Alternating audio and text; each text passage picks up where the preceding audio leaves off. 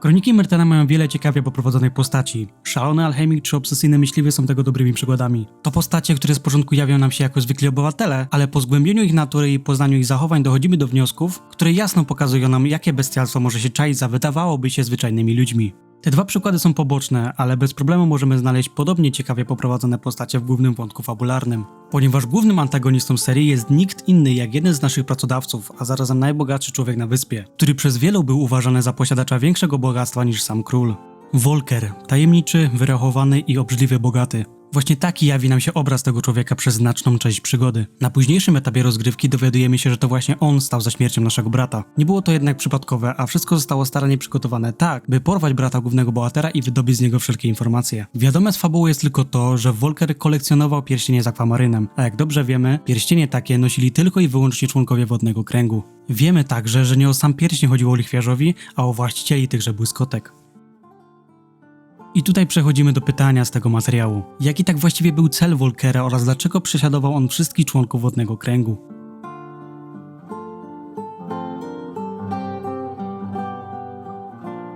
Tak jak wybitnie inteligentne pedagogzki z okresu szkolnego, zaczniemy od stwierdzenia, iż nieważne kto zaczął, macie się przeprosić. Lecz tym razem przeprosin nie będzie, a analiza tego, kto faktycznie rozpoczął ten spór pomiędzy lichwiarzem a członkami Wodnego Kręgu. Ale zanim zaczniemy, to warto byłoby sobie przypomnieć, czym był Wodny Krąg. Było to założone przez samych magów wody stowarzyszenie ludzi wiernych Adanosowi. Ugrupowanie to było tajne i tylko nieliczni byli świadomi w ogóle o jego istnieniu. A dołączenie było wyjątkowo ciężkie, ponieważ wymagało to zyskania całkowitego zaufania od któregoś z członków kręgu. Jakby tego było mało, członkowie ci nie zyskiwali nic na dołączeniu, a sama przynależność, oprócz oczywistych względów u pozostałych członków kręgu, jak i magów wody, nie dawała nic ponadto. W tym miejscu pewnie wielu z was zadało pytanie, to po co w takim razie ci ludzie dołączali w ogóle do kręgu? Skoro nie wynosili z tego żadnych korzyści, a jedynie zyskiwali nowe obowiązki. I na dodatek musieli ukrywać to wszystko przed swoimi przyjaciółmi i rodziną, tak jak to miało miejsce z tajemniczymi spotkaniami Jorna. Myślę, że tu chodzi o powołanie i chęć bezinteresownego czynienia dobra. To tak jakby w realnym życiu odebrać wszystkim lekarzom możliwość zarabiania na swojej profesji. Znaczna większość by odeszła, ale garstka by została, bo właśnie trzyma ich powołanie. Sam Wodny Krąg, mimo praktycznie zerowych benefitów, oferował bardzo przyzwoite wyposażenie. Choć nie było ono w żadnym stopniu ustandaryzowane i różniło się zależnie od regionu. W tym miejscu wystarczy porównać pancerz Wodnego Kręgu z Archolos i ten z Korinis.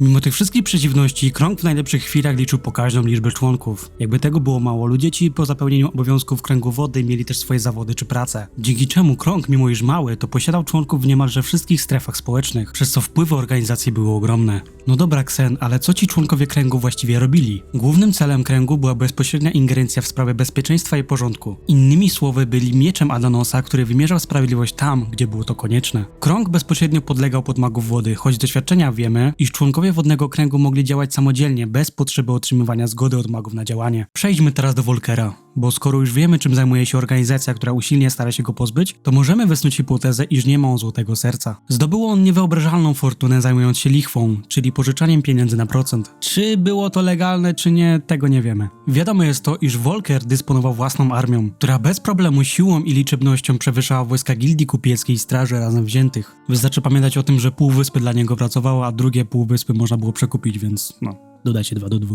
Co za tym idzie, gdy ktoś nie był w stanie spłacić długu na czas, to nie dostawał pisemnego upomnienia o zapłatę, lecz sprawy przybierały nieprzyjemny obrót. Na dowód radykalnych metod, jeśli chodzi o finanse Volkera i jego ludzi, niech będzie przykład z zadaniem od miejscowej lichwiarki, która każe nam pozbierać dług od zalegających zapłatą osób. Jedną z tych osób jest sprzedawczyni łuków, która żali się, że nie miała jak oddać, bo ludzie lichwiarza ściągają z niej haracz. Jeśli zdecydujemy się interweniować i pójdziemy to zgłosić Bradlockowi, to skonsternowany nie będzie mógł w to uwierzyć, twierdząc, że jego ludzie tak nie pracują i to musiał być ktoś z nowych. Jednocześnie oddał nam kwotę i prosił, byśmy w imieniu Volkera przeprosili handlarkę za zaistniałą sytuację. Na końcu dodając, że on bezpośrednio zajmie się tą sytuacją i dopilnuje, by nigdy więcej się ona nie powtórzyła. Bradlock dotrzymał słowa, czego wynikiem jest pojawienie się martwego ciała byłego już członka ludzi Volkera, który był zapewne odpowiedzialny za wcześniej wspomniane pozyskiwanie haraczu.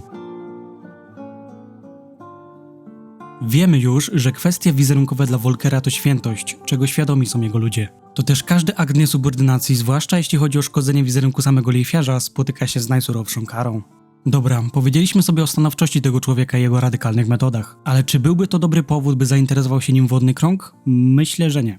To byłoby raczej zajęcie dla straży, która miałaby za zadanie znaleźć ciało i je zidentyfikować. Volker miał w swoich szeregach najgorsze szumowiny, to też ciężko byłoby dojść, czyje ciało tak naprawdę znaleźli. Koniec końców wyparliby się wszystkiego i winę zrzucili na samego martwego, który najpewniej się przewrócił i utonął w okołozamkowej fosie. Mając na uwadze te wszystkie rzeczy, możemy odrzucić hipotezę, jakoby Wodny Krąg wziął sobie na cel Volkera tylko dlatego, że był on śmieciowym pracodawcą. W tym miejscu też wiele osób doszukuje się powodów podejrzanym majątku lichwiarza, ale to też bym odrzucił. Według podanych nam informacji Volker nie był pierwszym w swoim rodzie, który zajmował się lichwą na Archolos. To też jego majątek jest niczym innym jak wynikiem wieloletniej pracy przez potomków lichwiarza. On po prostu kontynuował ich spuściznę. No i w tym miejscu moglibyśmy zakończyć materiał. Powiedzieć krótko, że Volker podpadł członkom Wodnego Kręgu. Przykładowo ktoś od nich zmarł, co napędziło karuzelę wzajemnej nienawiści, której finał mogliśmy oglądać pod koniec Kronik Myrtany.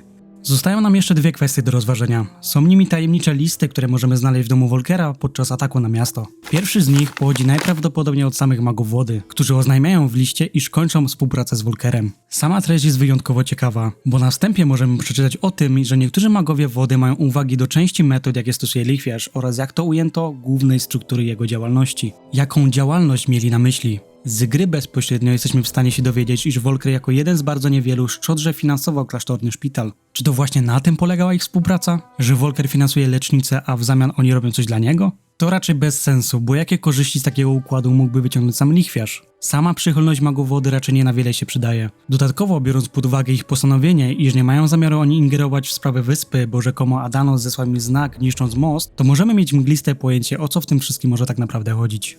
Volkera i magów włączyła jakaś współpraca. Wiadome z listu jest jedynie to, że wielu z braci klasztornych nie była z niej zachwycona. Z listu też, a raczej jego końcówki możemy też wywnioskować, iż cała ta współpraca nie była jawna i raczej nikomu nie było na rękę, by ją ujawniono. Sam list podpisał niejaki R, co od razu na myśl przynosi nam skojarzenie z przeorem Regenem. Ale dlaczego podpisał się inicjałem, a nie pełnym imieniem? Moim zdaniem to tylko podbija fakt, jak tajna i skrywana była ta współpraca, skoro niejako chciał ukryć swoją tożsamość w tym liście. Wszakże jeśli wpadłby on w niepowołane ręce, to nie mają jego imienia wpisanego na papierze, tylko inicjał, więc mógłby się wyprzeć całej sytuacji. Cały list jest mglisty i napisany tak, by osoba niepowołana nic z niego nie zrozumiała.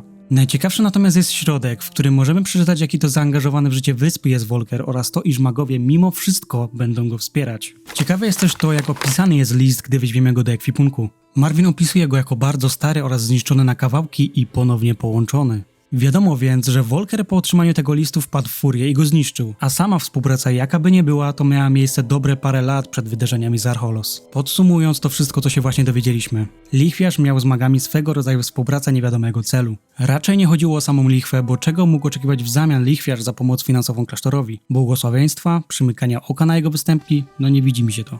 Ciekawym jest fakt, iż jak dobrze wiemy, magowie wody nie opuszczali swojego klasztoru. A kto opuszczał klasztor? Ano właśnie Wodny Krąg. Moim zdaniem list, który otrzymał Volker, był właśnie efektem zwiadu członków Wodnego Kręgu, którzy wykryli niepokojące zachowania u lichwiarza i postanowili zgłosić je magom wody. Czy zrobili to sami, czy na rozkaz magów, tego nie wiemy. Wiadomy jest jednak rezultat. Śledztwo pozwoliło członkom Wodnego Kręgu dojść do machlojek, jakimi zajmował się Volker, a tym samym współpraca z magami stanęła pod znakiem zapytania. Idąc od słowa do słowa, to właśnie Wodny Krąg zrujnował tą tajemniczą współpracę. Czy to właśnie dlatego Volker chciał się ich pozbyć? Myślę, iż jest to mało prawdopodobne, nawet biorąc pod uwagę moje wcześniejsze słowa, że Volker jest wyjątkowo stanowczy i bezwzględny, jeśli szkodzi się jemu i jego interesom. Volker przez dociekliwość Wodnego Kręgu stracił w oczach magów. Czy to byłby wystarczający powód, by ich prześladować? Odpowiedź zostawiam tobie.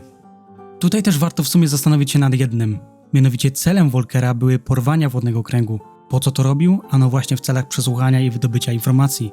Jorn, jako osoba nazwijmy to postronna w tym konflikcie, został porwany z zamysłem wyjawienia jakichś informacji. Najwyraźniej ich nie posiadał, bo mimo tak okrutnych technik przesłuchiwania, jakie na nim stosowano, nie wyjawił nic. Więc albo brat protagonisty był do końca życia wierny idei Wodnego Kręgu, albo po prostu nie posiadał informacji, które próbowano z niego wydobyć. Obstawiałbym to drugie, ponieważ Jorn wiedział, w jakiej sytuacji się znajduje. Był ranny i osłabiony, a na dodatek znajdował się na obcej wyspie, na której nie mógł liczyć na niczyją pomoc, bo praktycznie nikt go tam nie znał. Nie mógł nawet liczyć na pomoc kogoś z Wodnego Kręgu, ponieważ nie miał nawet pewności, czy krąg w ogóle istnieje na Archolos, także ewentualny ratunek ze strony braci Pierścienia też nie wchodzi w grę. W takiej sytuacji jedyne co nam zostaje to współpraca z porywaczami. Problem natomiast był taki, że chciano od niego wyciągnąć informacje, których po prostu nie posiadał. Wróćmy jednak na moment, bo wcześniej wspominałem, że mamy dwie kwestie do omówienia, tak więc został nam jeszcze jeden list.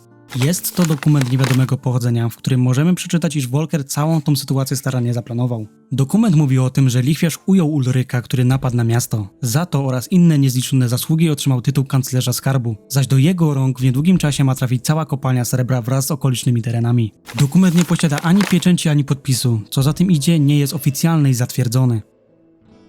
Wiemy, iż Volker miał dobre kontakty z pozostałymi szlachcicami, a pośród nich można wymienić także samego Morisa, który jest przecież gubernatorem Archolos. Tytuł ten nadał mu sam Robar, także jest to osoba w pełni zdolna do podpisywania królewskich dokumentów.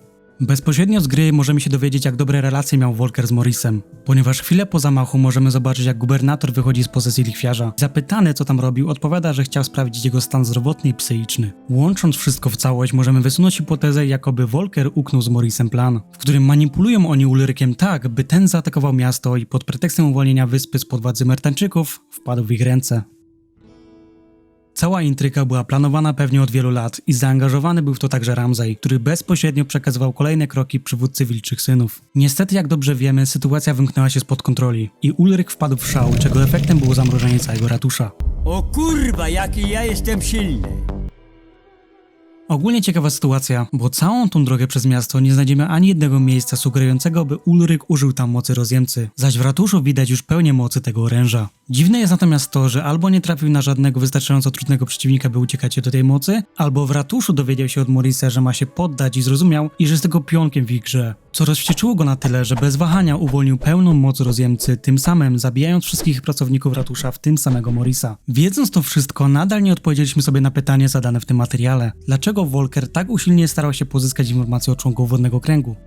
Gdyby założyć, że te dwa dokumenty znalezione w domu Volkera są ze sobą połączone, to moglibyśmy tę sytuację wyjaśnić w następujący sposób. Volker, będąc chciwym, chciał dalej poszerzać swój majątek i wpływy. Ogromny dochód i władzę zapewnia posiadanie własnej kopalni, a na kopalni soli lichwiarz ręki położyć nie mógł, bo należała ona do królestwa. Zaś kopalnia srebra należy do człowieka, który przegrał z wojskami Myrtany. Cały jego zamek i kopalnia postrzega się jako zoo dla ostatnich przy życiu Wilczych Synów. Zdobycie Wilczego Leża, a tym samym kopalni srebra to byłoby największe życiowe osiągnięcie lichwiarza, bo nie dość, że posiadłby możliwość wydobywania bardzo cennego surowca, to posiadanie zamku na własność to prestiż w sam sobie. Volker był inteligentny, bo zaplanował to wszystko o krok dalej, ponieważ samo zdobycie twierdzy nie wystarczyłoby, by zostać jej władcą. W takiej sytuacji trzeba wszystko odpowiednio zaplanować, tak by król lub ktoś przez niego wyznaczony do zarządzania mógł w ramach wdzięczności nadać tytuł władcy danego terenu. Gdyby Volker po prostu napadł na twierdzę i jakimś cudem by mu się udało wygrać, to na tę wieść, że kopalnia srebra jest wolna, król natychmiast wysłałby tam swoich ludzi do przejęcia kopalni, tym samym przejmując interes. Lichwiarz musiał uknąć plan w taki sposób, by król był mu wdzięczny. Idealnym pomysłem było nakierowanie przywódcy Wilczych Synów do ataku na miasto. Dałoby to pretekst do zatrzymania go przy świadkach, co okrzyknięte zostałoby jako akt bohaterstwa. Gdyby wszystko poszło po myśli Volkera, to miał on w ratuszu stanąć naprzeciwko Ulryka i na oczach Rodericha i gubernatora pojmać go, a tym samym uratować miasto od zdrajcy. Od zdrajcy, który próbował zburzyć fundamenty ładu i bezpieczeństwa na wyspie. W ramach wdzięczności Volker otrzymałby wszystko, co należało dotychczas do Ulryka i z dnia na dzień stałby się władcą zamku i kopalni srebra. Wiadomo jest, że plan ten musiał być wieloetapowy i trwał kilka lat. To też być może Volker w akcie szukania sojuszników do swojego planu wyciągnął rękę w kierunku magów wody. List od magów mówi jasno, iż kończą oni współpracę, a nie da się zakończyć czegoś, co nigdy się nie zaczęło. To też moim zdaniem magowie przystali na propozycję Volkera, by pozbyć się Wilczych Synów, bo zagrażają oni ludziom na Archolos. Współpraca mogła polegać na wymianie informacji, czy finalnie samej pomocy w pojmaniu go. Wiadome jest jedno, iż magowie nie byli świadomi o całej tej szopce z przejęciem przez lichwiarza zamku Wilczych Synów. Oni dostali prostą historyjkę o przywróceniu pokoju i harmonii na wyspie, a to, że otoczką całego tego spisku było przejęcie majątku Ulryka, to już nie było istotne. Magowie natomiast nie są głupi i wysłali swoich wiernych członków kręgu do zbadania całej sytuacji i sprawdzenia, o co tak naprawdę chodzi. To właśnie w tym miejscu pojawia się ognisko zapalne, w którym Volker dowiaduje się o tym, że jest na celowniku Wodnego Kręgu, których nazywa wywrotowcami. Kwestia sporna jest taka, że nie wiadomo, dlaczego magowie finalnie zrezygnowali ze współpracy z lichwiarzem. Czy to właśnie dzięki informacjom, jakie zdobyli członkowie Wodnego Kręgu, czy dlatego, że zniszczono tak symboliczny dla nich most? Odpowiadając w tym miejscu na pytanie zadane w materiale, dlaczego Volker prześladował członków Wodnego Kręgu? Ponieważ chciał się dowiedzieć, ile tak naprawdę wiedzą o jego planie, ilu ich jest oraz jakie mają zamiary. Lichwiarz cały ten swój plan trzymał w skrytej tajemnicy, a tu nagle pojawia się tajemnicza organizacja, która dowiaduje się o wszystkim, czego naturalnym następstwem był konflikt interesów. Volker początkowo nie zamierzał zabijać członków Wodnego Kręgu, ale po sytuacji z nieudanym zamachem wiedział, że czasu ma coraz mniej, a ludzie, którzy go prześladują, są coraz bardziej konkretni w działaniach. To też on, jak i jego ludzie, stali się bardziej stanowczy, czego efektem były przesłuchiwania nawet do śmierci, jeśli ofiara nie chciała wyjawić informacji. To tyle na dziś. W komentarzach jak zawsze możesz się podzielić swoimi przemyśleniami na temat mojej teorii. Natomiast jeśli masz inne spojrzenie na ten temat, to tym bardziej podziel się nim w komentarzach. Bardzo miło czyta mi się wasze przemyślenia czy opinie. Jeśli dotrwałeś do tego momentu, napisz w komentarzu Robarbar, a przypnę ci serduszko. Jednocześnie zachęcam do zostawienia suba, by być na bieżąco z kolejnymi materiałami. Tymczasem ja się żegnam i do usłyszenia niebawem.